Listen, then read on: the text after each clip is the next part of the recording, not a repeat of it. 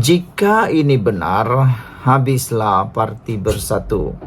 Mereka akan kehilangan apa yang digendong selama ini. Bak kata pepatah, yang dikejar tak dapat, yang digendong berciciran.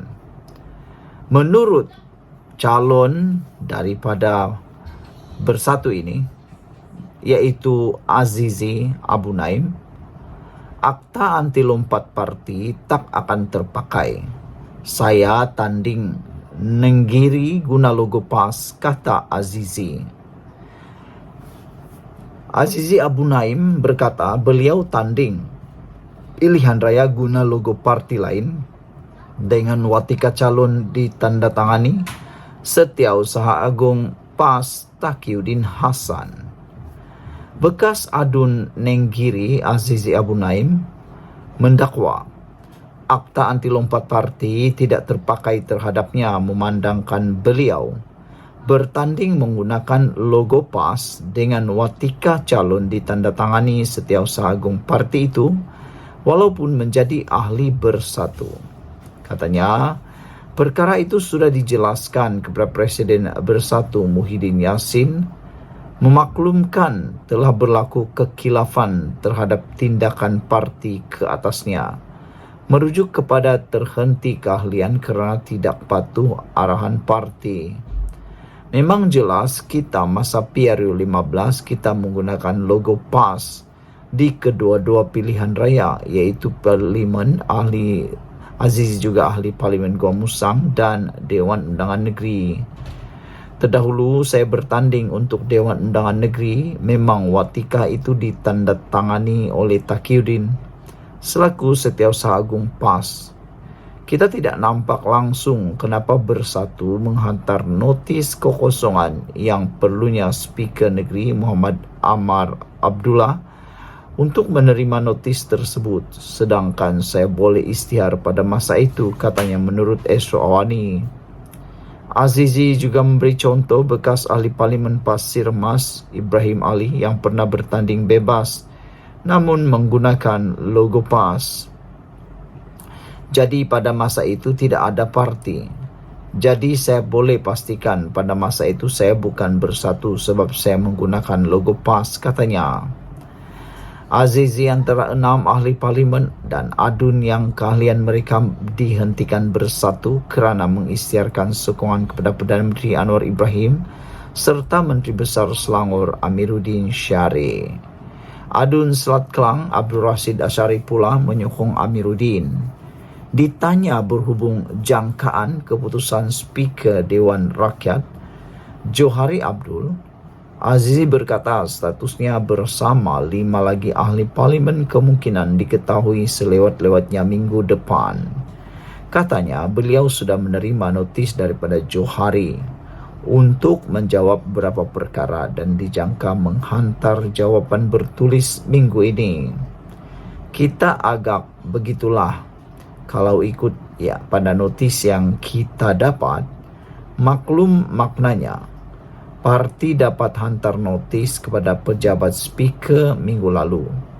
Dan speaker ada masa 21 hari sahaja.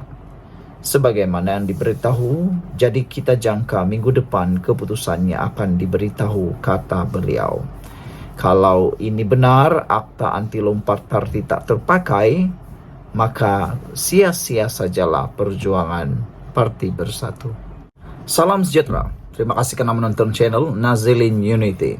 Akhirnya, Perdana Menteri ke-10 Anwar Ibrahim dedah tipu daya pembangkang isu MAHB, GIP dan BlackRock. Dipetik daripada Harapan Daily oleh Ahmad Mursi. Pembangkang fitnah kerajaan jual hak Malaysia dalam MAHB kepada pelabur asing. Kalau dijual hak Malaysia, tentulah share kerajaan makin kurang. Ini makin bertambah banyak pula. Mana yang tak betul? Dari 41% jadi kini 70% melalui KWSP dan Khazanah. Pembangkang tak pandai mengira ke? Atau buat-buat tak pandai kira?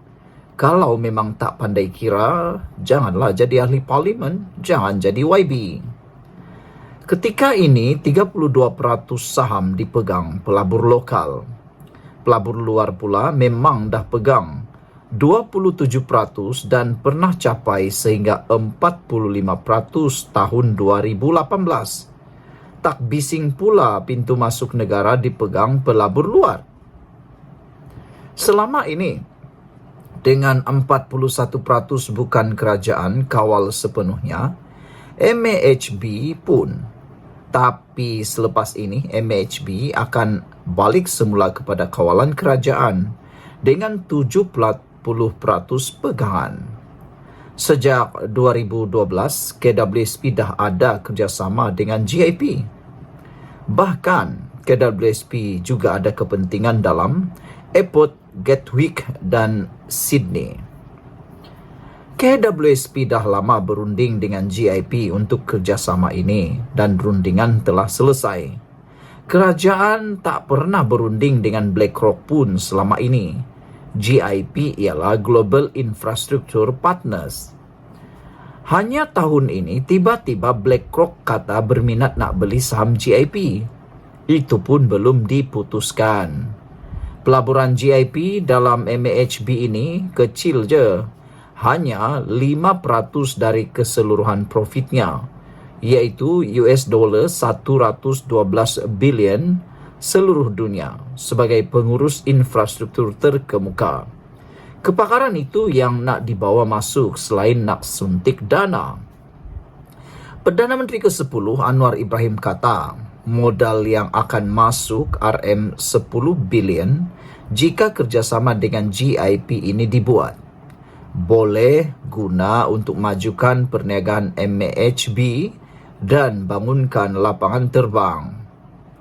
Tak perlu kerajaan berhutang dan dana negara boleh diguna ke tempat lain. GIP dan Lembaga Pelaburan Abu Dhabi ADIA akan beli dari 27% saham yang memang kini dipegang pelabur luar dan akan jadi 30%. Jadi tuduhan pembangkang itu fitnah. MAHB hanya pengurus lapangan terbang. Lapangan itu kekal hak milik kerajaan.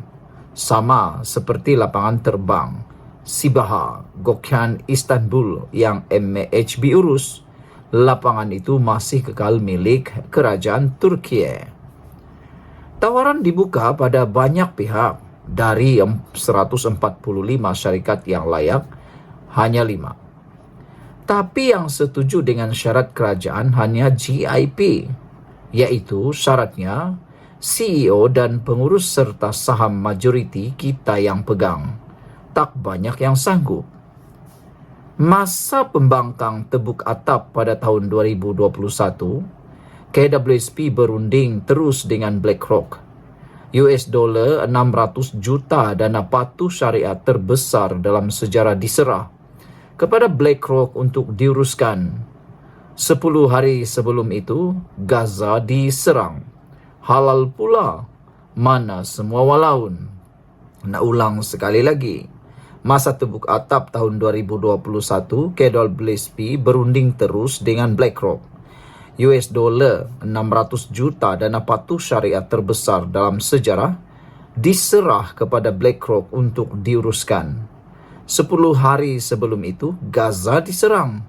Halal pula. Mana semua walaun.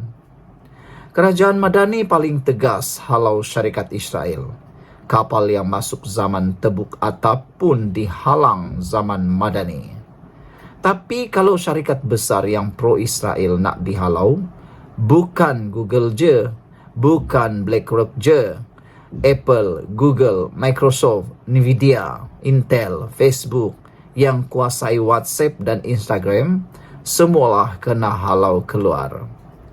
Pembangkang dah terpedaya dengan propaganda Zionis yang kata genosid di Palestin ini baru je bermula. Walhal dah 75 tahun genosid ini berlaku.